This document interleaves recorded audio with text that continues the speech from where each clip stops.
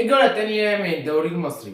المصري هو الفريق الوحيد اللي كسب الماتشين، والاتحاد هو الفريق الوحيد اللي خسر الماتشين. الفرق من المركز التاني للمركز السابع معاهم 4 نقط، والمركز الثامن والتاسع معاهم 3 نقط، والمركز العاشر لل12 معاهم نقطتين، والمركز ال13 للمركز ال20 معاهم نقطة واحدة بس.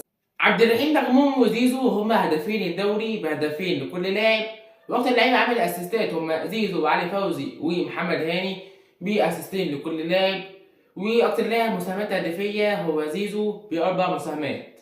اكتر فرق مسجله اهداف هي الاهلي والمصري ب6 اهداف لكل فريق، واكتر فريق استقبالا للاهداف هو الاتحاد ب5 اهداف في شباكه. الزمالك، بيراميدز، زد ان بغزل المحله هما الفرق الوحيده اللي ما استقبلش اهداف لحد دلوقتي. الاهلي الفريق الاكثر استحواذا على الكره بنسبه 65%. الاسماعيلي وبيراميدز اكتر فرقه حصلت على بطاقات حمراء ببطاقتين، ومودرن سبورت اكتر فريق حصل على بطاقات صفراء ب10 بطاقات.